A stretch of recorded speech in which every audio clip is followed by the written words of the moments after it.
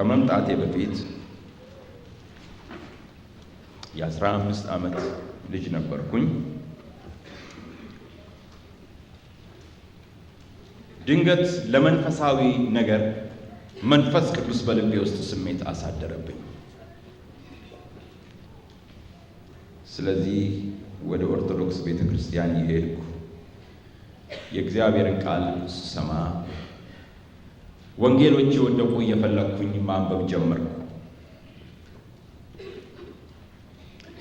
በማነብበት ጊዜ ጌታ ኢየሱስ የሚያደርጋቸውን ድንቅና ተአምራቶች ስመለከትና ሳይ አንድ ጥያቄ ጠየቅኩ። ዛሬ ካህናት ለምን በኢየሱስ ስም አጋንንትን አያስወጡም? ለምን ዛሬ ካህናት ሙታንን አያስነሱ? ለምን ዛሬ የእግዚአብሔር ድንቅና ተአምራቶች አይደረጉም የሚለውን ጥያቄ ጠየቅኩ። ወደ ጌታም የመጣሁበት ምክንያት አንድ በጣም አብሮኝ ያደገ ጓደኛዬ እየሄደ የእግዚአብሔርን ቃል የእግዚአብሔር ቃል የሚሰማበት ቦታ እየሄደ የእግዚአብሔርን ቃል ይሰማ ነበር። ሕይወቱን ለኢየሱስ ክርስቶስ ሰጥቶ ተለውጦ ነበር። ያ ወንድሜ እየመጣ መንፈሳዊ ዝንባሌ ስላደረብኝ ስለ ጌታ ኢየሱስ ክርስቶስ ሲነግረኝ ነበረ። ግን አንድ ቀን የማልቀበለውን ነገር ስለነገረኝ በዛን ጊዜ በጣም ተበሳጨሁና ሁለተኛ ምንም ነገር እንዳትነግረኝ አልኩት። አንድ ቀን ግን መጣና እውር ሲበራ አየሁ አለኝ። የት ነው ያየኸው አልኩት። ጸሎት ቤት ሄጄ እጃቸውን ጭነው በኢየሱስ ክርስቶስ ስም ብለው ሲጸልዩለት የእውሩ አይኖች ሲበሩ አየሁ አለኝ። መስቀልም የለም አልኩት። መስቀል አልያዙም እነዚህ ሰዎች። ጠበልም የለም፣ ጠበልም አልረጩበትም። በናዝሬቱ በኢየሱስ ክርስቶስ ስም ብለው ሲጸልዩለት አይኑ በራ አለ። ይሄ ነገር እውነት ከሆነ እኔ ስጠይቀው የነበረው ነገር ነውና እባክህ ይዘኸኝ ሂድና ይሄን ተአምር ልይ አልኩት። በሄድኩ ጊዜ ጌታን የምትቀበሉ ሲባል ጌታን ተቀበልኩኝ። እግዚአብሔርም ሲፈውስ አየው።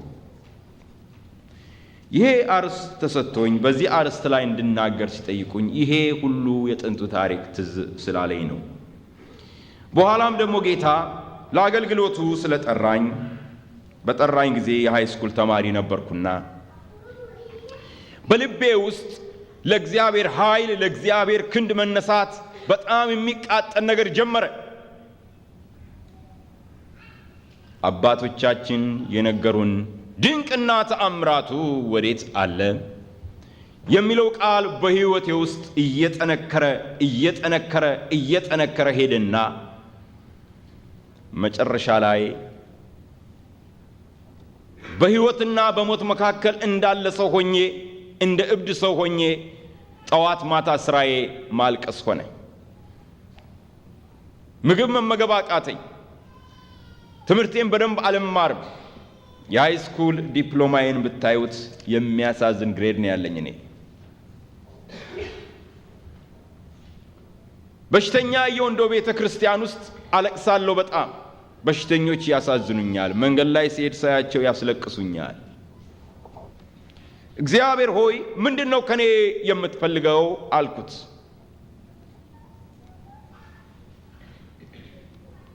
ካንተ የምፈልገው ይሄን የምትጠይቀው ነገር እንዲሆን ከፈለክ አንተ ያለብህ ኃላፊነት ሌሎች ያድርጉት ማለት ሳይሆን አንተ የራስህን ሕይወት ስጠኝና ድርሻህን ፈጽም አለኝ።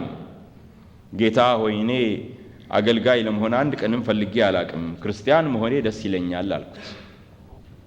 ለምን አለኝ። የራሴን ምክንያቶች ነገርኩት። ፈራ ነበር። ያኔ ወንጌላውያን እከሌ ተራበ፣ እከሌ 3 ቀን ጦሙን አደረ፣ እከሌ ሸሚዝ አጥቶ እከሌ ሰጠው፣ ጫማው ተቀደደ፣ ይሄንን የሚሉ ነገር አይ ነበር። በተለይ አንድ ጊዜ ወንድሜ ምክሩን ሳየው ፊላዴልፊያ ቤተክርስቲያን አዲስ አበባ የምታውቁት ካሳንቺስ አካባቢ ይህ ወጣት የሆነ ወንጌላዊ ሕይወቱን ለጌታ የሰጠ እዛ ጉባኤ ውስጥ ትልቅ ካቦርት ለብሶ ገባ። ካቦርቱ ታች ነው፣ እጁ ረዝሟል፣ ለብሶ ገባ እና ይሄ ሰውዬ ያመዋል ወይስ ለማኝ ነው አልኩኝ። እንዴ እሱ እኮ ወንጌላዊ ምክሩ ነው አሉኝ። ይህ ሲደንቀኝ በዛው ልብሱ ላይ እጁን ዘረጋና እግዚአብሔር እንዲህ ይላል ሲል መልአክ ይመስል ነበር።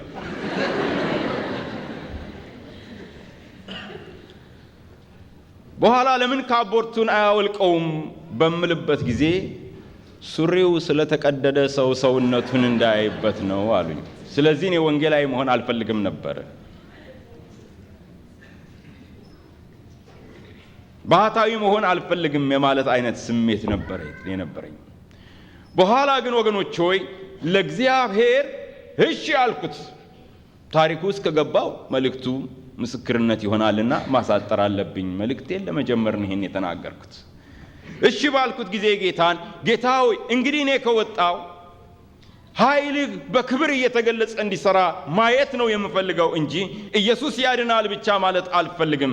ያ ድንቅና ተአምራትህ ወዴት አለ ብዬ ጌታን ጠየቅኩት። የምትለው ይሆናል፣ ግን የምልህን ሁሉ አድርግልኝ አለ። ጌታ ሆይ አንድ ምልክት ብጠይቅ ቅር ይልሃል አልኩት። ጠይቀኝ አለኝ። ለኔ አእምሮ በጣም ትልቅ የሆነ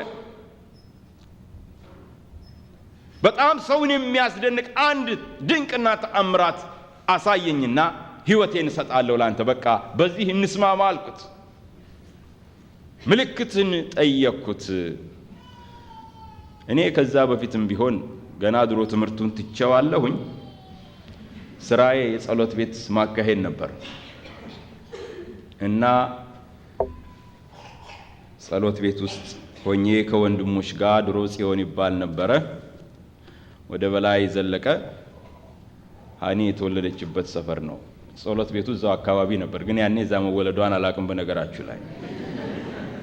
እና እዛው አካባቢ ጸሎት ቤት ተከራይተን የእግዚአብሔርን ቃል ስንናገር በጸሎት ጊዜ አንድ ሽባ የሆኑ የ58 ዓመት አሮጊት ተሸክመው እንደገና እብድ የሆኑ ይዘው ገቡ። እብድ ናቸው ሴትየዋ። በራሳቸው መጸዳዳት አይችሉም። ሰው ነው የሚያጎርሳቸው። መጡ። ከየት መጣችሁ?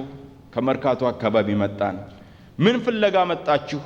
እዚህ ስፍራ ሰው ይድናል ስላሉን ይዘናቸው መጣን። ሴትየዋ ኦሮምኛ ነው የሚናገሩት፣ አማርኛ መናገር ስለማይችሉ በአስተርጓሚ የእግዚአብሔርን ቃል ነገርኳቸው፣ ጸለይኩላቸው። ወደ ቤታቸው ሄዱ። ማታ ተንበርክኬ ስጸልይ ያንኑ ጥያቄ ጌታ ሆይ እንግዲህ የምልክቱን ነገር እንዴት ነው የምታረገው ስለው ያቺ ዛሬ የመጣችውን አሮጊት ሴት ምልክት አድርጌ ሰጥቻለሁ አለኝ። እንዴ ጌታ ሆይ እኛ ሴት እኮ ሽባ ናቸው፣ ለ15 ዓመት መሄድ አይችሉም፣ በዚህ ላይ አእምሯቸው የተነካ እብድ ናቸው አልኩት። የጠየከኝ ይሄን አልነበረም አለኝ። በሌላ ጊዜ ሴትየዋ እንደዚሁ በማገለግልበት ጊዜ ድንገት መጡ። እዛ ግቢ ውስጥ ሲመጡ ልጃቸው የ35 ዓመት ዕድሜ ያላት ሴት ትሆናለች።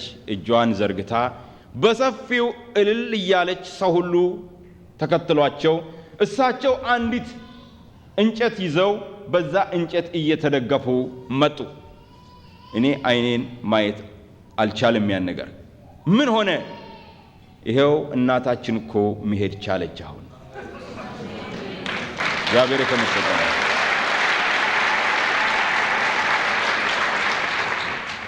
ከዛ ከተጸለየላት ቀን ጀምሮ አእምሮዋ ተመልሶ ራሷ ትበላለች፣ ራሷ ትጸዳዳለች፣ ራሷን ትረዳለች። ስለዚህ ተፈወሰችልን አሉ። እንደገና ስጸልይ ጌታ መንፈስ ቅዱስ ፈውሴ አላለቀምና አሁንም ጸልይ አለኝ። ጸለይኩ። እኛ ሴት ሁለተኛ ግን ሲመጡ ነገር ላሳጥርላችሁ ጤነኛ ሙሉ ሴት ናቸው። ጌታ የተመሰገነ ይሁን። አሜን። ከዛ ጊዜ ጀምሮ ጌታዬ አገለግለዋለሁ። እግዚአብሔር ይመስገን አገለግለዋለሁ። ወገኖቼ በማገለግልበትም ጊዜ ሁሉ አምላኬ ነፍስንም መንፈስንም ስጋንም የሚፈውስ አምላክ ስለሆነ ነው። ጌታ ይመስገን። ዛሬ በእውነት ፈውስ አለን ብለን ስንጠይቅ መልሳችን አዎ ነው በቀላሉ። ምክንያቱም አምላካችን ጌታችን ዛሬም አልተለወጠም። ኢየሱስ ክርስቶስ ትላንትናም ዛሬም እስከ ለዘላለሙ ያው ነው። እግዚአብሔር የተመሰገነ ይሁን። ጌታችን አልተለወጠም። ይሁን እንጂ ዛሬ በሚሊዮን የሚቆጠሩ ደግሞ ጌታን የሚወዱና የተለወጡ ክርስቲያኖች ፈውስ ለዘመናችን አይደለም፣ ልሳን ለኛ ዘመን የተሰጠ አይደለም ብለው የሚያስተምሩ አሉ። የሚሉት እኛ ዛሬ መጽሐፍ ቅዱስ ስላለን ምልክት አያስፈልገንም። ምልክት ቤተክርስቲያንን ለመመስረት ነበር፣ ሰዎችን ለመሳብ ነበር። ዛሬ ግን የእግዚአብሔር ቃል አለን፣ ለዘመናችን አያስፈልገንም። በሌላም አንጻር ደግሞ ሕክምና በጣም የተስፋፋ ስለሆነ ፈውስ አያስፈልገንም ብለው ይናገራሉ። ወገኖች ሆይ የእግዚአብሔር ኃይል ዛሬ ነፍስን ለማዳን ከሆነ ዛሬም ደግሞ ለመፈወስ ነው። ዛሬም ደግሞ ለመጠገን ነው። ዛሬም ደግሞ ወገኖች ሆይ ሕያው ለማድረግ ነው። እግዚአብሔር የተመሰገነ ይሁን። ይህንን ነው ወገኖች ሆይ የምናምነው። ስለዚህም ደግሞ ስለ አምስቱ አገልግሎቶች በሚናገሩበት ጊዜ ስለ ሁለቱ ነው የሚያወሩት። አስተማሪዎች አሉ፣ ወንጌላውያን አሉ፣ መጋቢዎች አሉ። ስለ ሶስቱ ነገር ግን ስለ ነቢያትና ስለ ሐዋርያት ፈጽሞ አይናገሩም። ወገኖች ሆይ የእግዚአብሔር በረከት እግዚአብሔር የሰጠው የጸጋ ስጦታ ሙሉ ሲሆን ሰዎች ቆርሰው ይሄ ነው ሊሉን አይችሉም። እግዚአብሔር ሞልቶ አትረፍርፎ ሰጥቶናል። ጌታ የተመሰገነ ይሁን። ዛሬም ነቢያት አሉ፣ ሐዋርያት አሉ። ዛሬም በእግዚአብሔር መንፈስ የተቀቡ እግዚአብሔር የሚጠቀምባቸው ወገኖች ሆይ በፈውስ ጸጋ፣ በታምራት ጸጋ፣ በመገለጽ ስጦታ ጸጋ የተሞሉ አገልጋዮች አሉ። ለምን እኔ በግሌ ዛሬም አምላካችን ይፈውሳል ብዬ እንደማምን አንዳንድ ነጥቦችን እሰጣችኋለሁ። 6 ምክንያቶችን። አንደኛ ጌታችን ኢየሱስ ክርስቶስ ወደዚህ ምድር የመጣው በአዳም በኩል ያጣነውንና በአዳም ምክንያት ከኛ የሸሸውን በረከት ሁሉ ለመመለስና ወገኖች ሆይ ተሐድሶ ለመስጠት ነው። እግዚአብሔር ይመስገን። ስለዚህ አንደኛ ዮሐንስ 3:8 ምን ይላል? የዲያብሎስን ሥራ ያፈርስ ዘንድ የእግዚአብሔር ልጅ ተገለጠ። እግዚአብሔር የተመሰገነ ይሁን። የአዳም ውድቀት ወገኖች ሆይ ያመጣብን መንፈሳዊ ውድቀት ብቻ ሳይሆን የኃጢአት ኮተቶችን ሁሉ ይዞ ወደ ዓለም ገባ። በሽታን፣ መጨነቅን፣ ፍርሃትን፣ የተለያዩ ነገሮችን ይዞ ወደዚህ ምድር ወገኖች ሆይ ገባ። ጌታችን ኢየሱስ ክርስቶስ ደግሞ ለነዛ ነገሮች ሁሉ የሚሆነውን መልስ አመጣልን። ጌታ ይመስገን። ስለዚህ የኔና የናንተን እርግማን ሁሉ ጌታችን ኢየሱስ ክርስቶስ ወስዶታል። ገላትያ 3:13 በእንጨት ላይ የተሰቀለ ሁሉ የተረገመ ነው ይላል። ስለዚህ ኢየሱስ ክርስቶስ በሞተ ጊዜ በመስቀል ላይ የኔና የናንተን እርግማን ሁሉ ወሰደ። የኃጢአትን እርግማን ወሰደ። የበሽታውን እርግማን ወሰደ። የተለያዩ የሰይጣንን መንገዶች ሁሉ እርግማን የሆኑትን ሁሉ ከኔና ከናንተ ላይ ሁሉ ምን አለልን? አነሳልን። እግዚአብሔር የተመሰገነ ይሁን። አንስቶልናል። ጌታ ይመስገን። እኛ መቀበል ብቻ ነው። እኔና እናንተ መውሰድ ብቻ ነው። በዚህ ውስጥ እነሆ ወገኖቼ በኃጢአት የምትኖሩ ገና ሕይወታችሁን ለኢየሱስ ክርስቶስ ያላስረከባችሁ ካላችሁ እነሆ በኃጢአት ውስጥ የምትኖሩት እናንተ ስለፈለጋችሁ ነው እንጂ እግዚአብሔር ከዛ ሕይወት እንዳትወጡ ስለፈለገ አይደለም። ጌታ በዚህ ምሽት ይጠራችኋል። ወደዚህ ስብሰባ ሳትለወጡ እንደዚሁ ለማየት የመጣችሁ ነገር ግን ሕይወታችሁ እየተነካ ያለ በዚህ ምሽት ሕይወታችሁን ለኢየሱስ ክርስቶስ እንድትሰጡ ወገኖቹ ይፈልጋለሁ። በተለይ በክርስቲያን ቤተሰብ ውስጥ ያላችሁ አንድ ነገር ልነግራችሁ እፈልጋለሁ። እነዚህ ወላጆቻችሁ የእግዚአብሔር ስጦታ ናቸው። ለብዙ ዘመን ወንጌልን ሲሰሙ ኖሯቸዋል። ነገር ግን በረከቱ ወደ እናንተ አልመጣም። በዚህ ምሽት ግን የመጨረሻው ውሳኔ ይደረጋል። እግዚአብሔር ይመስገን። የመጨረሻው ውሳኔ ሃሌሉያ። ከዓለም ትላቀቃላችሁ፣ ከዲያብሎስ ትላቀቃላችሁ፣ ከምትለማመዱት ነገር ትላቀቃላችሁ። ዛሬ ኢየሱስ ክርስቶስን በሙልአት ትለብሱታላችሁ። ጌታ ይመስገን። እግዚአብሔር የተመሰገነ ይሁን። ጌታ በመጣ ጊዜ ሊያገለግል የመጣው መላው ሰውን ነው። እግዚአብሔር ይመስገን። መላው ሰውን፣ የሰውን መንፈሱን፣ ነፍሱን፣ ስጋውን ምን ሊል ነው የመጣው? ሊያገለግል ነው የመጣው። ጌታ ይመስገን። በዚህ ውስጥ ያለን ችግር እኮ ወገኖቼ የውጭ ብቻ አይደለም። ስለ ፈውስ እናወራ፣ እኔና እናንተ የምናወራው ወገኖቼ ያለብንን ደዌ በሽታ ብቻ ነው። ነገር ግን ኢየሱስ ክርስቶስ አለ የእግዚአብሔር መንፈስ በእኔ ነው፣ እግዚአብሔር ቀብቶኛል ለድሆች ወንጌልን እሰብክ ዘንድ፣ የታሰሩትንም ነፃ አወጣ ዘንድ፣ የእግዚአብሔርንም የደህንነት ዓመት እሰብክ ዘንድ፣ ለታወሩት ማየትን፣ ልባቸው የተሰበረውንም እጠግን ዘንድ ልኮኛል። ሃሌሉያ አሜን። እግዚአብሔር ይመስገን። ስንቶቻችሁ በቤተሰባችሁ ልባችሁ ተሰብሯል? ስንቶቻችሁ በልጆቻችሁ ልባችሁ ተሰብሯል? ስንቶቻችሁ በባልና በሚስት ልባችሁ ተሰብሯል? ስንቶቻችሁ በዘመድ ሞት፣ በሚስት ሞት፣ በባል ሞት ልባችሁ ተሰብሯል? ስንቶቻችሁ ሰው ስለከዳችሁ ልባችሁ ተሰባብሯል? ስንቶቻችሁ የተሰበረ ልብ ይዛችሁ ትሄዳላችሁ? ኢየሱስ ክርስቶስ ዛሬ ማታ ይፈውሳቸዋል። ሃሌሉያ አሜን። ጌታ የተመሰገነ ይሁን። ሃሌሉያ እግዚአብሔር ይመስገን። በዚህ ምክንያት ወገኖች ሆይ በአንደኛ ደረጃ እኔ አምናለሁ ዛሬም አምላካችን እንሆ እነዚህን ችግሮች ለማቃለል፣ ለመፍታት፣ ለመፈወስ በመካከላችን ነው። ጌታ ይመስገን። ለመፈወስ ትፈልጋላችሁ? እኔ እፈልጋለሁ። ሃሌሉያ እፈልጋለሁ ወገኖቼ፣ በሙልአት እፈልጋለሁ። አይመስላችሁም እንጂ ብዙ ጊዜ ፈውስ የሚያስፈልጋቸው አገልጋዮች ናቸው። ስንት ጊዜ እንደሚሰበሩ ልነግራችሁ አልችልም። ስንት ጊዜ ተሰብራችኋል? ስንት ጊዜ ልባችሁ ተሰብሮ መነሳት አቅቷችኋል? እንደ ሙሴ ማን የተሰበረ ሰው ነበረ? እንደ ኤርምያስ ማን የተሰበረ ሰው ነበረ? እግዚአብሔር አምላኩ ግን ፈዋሽ ስለሆነ መንፈሱን ሁሉ እየጠገነ አቆመው። ጌታ ይመስገን። ሃሌሉያ አሜን። ዛሬም ያቆማል። ሃሌሉያ እግዚአብሔር ይመስገን። ዛሬም ያቆመናል። ጌታ ይመስገን። እውነት ነው ወገኖች ሆይ አንዳንድ ጊዜ ወደ ጓዳችን ስንሄድ በእንባ ነው የምንሄደው። አገልጋዮች በእንባ ነው የምትሄዱት፣ በለቅሶ ነው የምትሄዱት። የመጨረሻ ውሳኔ ታረጋላችሁ። ጌታ ሆይ ከእንግዲህ ወዲህ አላገለግልህም ትላላችሁ። ስንት ጊዜ ያንን እነሆ ነገር ተናገርኩት ወገኖች ሆይ። ጌታ ግን ሲመጣ አየሁት። እነሆ የፈውስ እጆቹን ዘረጋ፣ ልቤንም ፈወሰ፣ ጉልበቴንም አጠነከረ፣ መልሶም ደግሞ ለአገልግሎቱ አቆመኝ። ሃሌሉያ እግዚአብሔር ይመስገን። አሜን እግዚአብሔር ይመስገን። ማን ነው ያ ታላቁ ነቢይ ወገኖች ሆይ?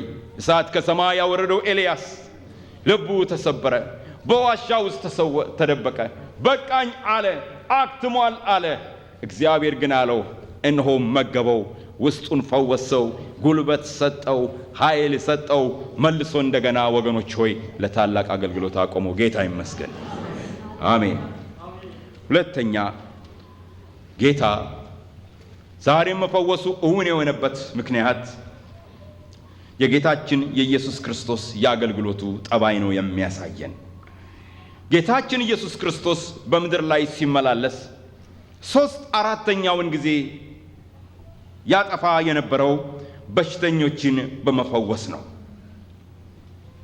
ለምንድን ነው የፈወሳቸው? ትንሽ መንፈሳዊ ኃይሉን፣ ጉልበቱን፣ ጡንቻውን ኤክሰርሳይዝ ለማድረግ ነው? ለዛ ነው?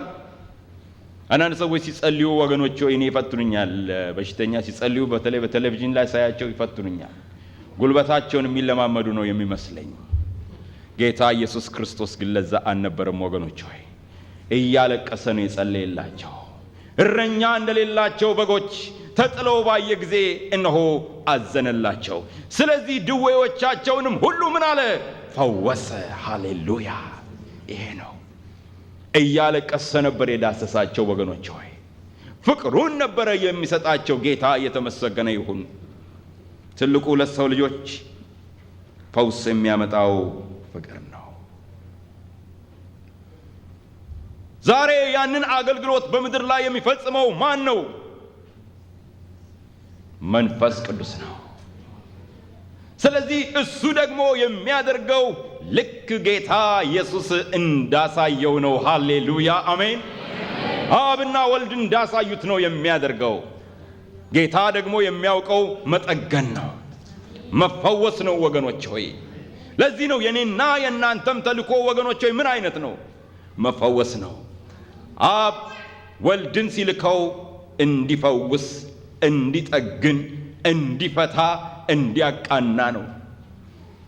አብና ወልድ መንፈስ ቅዱስንም ሲልኩ ወገኖች ሆይ እንዲፈውስ፣ እንዲጠግን፣ እንዲያጽናና፣ ዘይቱን እያፈሰሰ በቁስል ላይ ወገኖች ሆይ እንዲያድን ነው። መንፈስ ቅዱስ ደግሞ እኛን ሲልከን እንድንፈውስ፣ እንድንጠግን ነው። ጌታ የተመሰገነ ይሁን። ስለዚህ ወገኖች እግዚአብሔር ቤተ ክርስቲያን በመስበር ሳይሆን በመጠገኗ መታወቅ አለባት። የቆሰሉትን በማንሳት መታወቅ አለባት። ተልኳችን ይሄ ነው። የደከሙትን በማንሳት መታወቅ አለባት። ኢሳይያስ ስለ ጌታ ኢየሱስ ክርስቶስ ብዙ የተናገረው ነቢይ አማኑኤል ሆይ የክንድህ መዘርጋት የአገርህን ስፋት ምን ትላለች? ሚክያስ ደግሞ ሲናገር ምን አለ? በክንፎች ውስጥ ምን አለ? ፈውስ አለ። እግዚአብሔር ይመስገን። ፈውስን ተሸክሟል።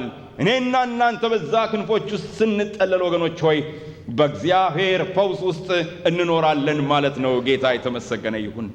ነገር ግን አላዩትም። ስለዚህ ነው ሐዋርያትና ደቀ መዛሙርቱን እነሆ እነዚህን የሚያዩ አይኖች ብፁዓን ናቸው አለ። እነ ጴጥሮስ አሳ አጥማጆች ቆመው እጁን ይጭናል ኢየሱስ ሲዳስሰው አይን ሲበራ ያያሉ። የሞተውን ሲጠራው ሲወጣ ያያሉ። በጣም እኮ እዚህ ግባ የማይባሉ ሰዎች፣ በውጭ ስታዩዋቸው ልብሳቸውን የማይለውጡ ሰዎች፣ አሳ አጥማጅ ምን መልካም ልብስ አለ። ነገር ግን ለዚህ መረጣቸው። ጌታም ይህንን የሚያዩ አይኖች ብፁዓን ናቸው። አንዳንድ ጊዜ የብሉይ ኪዳን ቅዱሳንና ነቢያትን ጩኸታቸውን ሳይ የነ ጴጥሮስን እድል አግኝተው ቢሆን ምን ያህል ደስተኞች ይሆኑ ነበር እላለሁ። በተለይ ኤርምያስን ሳስበው ወገኖች ሆይ እንደዛ እላለሁ። ኤርምያስ በ8ኛው ምዕራፍ በቁጥር 10 ላይ ሮሮም ሲናገር ምን ይላል? በሕዝቤ ልጅ ስብራት ፊቴ ጠቁሯል፣ አዝኗል። በገለአድ የሚቀባ መድኃኒት የለምን? በገለአድ ሐኪምስ አይገኝምን? ብሎ ይጮኻል ወገኖች ሆይ። ለቅሶ ነው እነሆ የሚያሰማው ይህ የእግዚአብሔር ነቢይ። ወገኖች ሆይ እኔና እናንተ ግን ለኤርምያስ እንመልሳለን።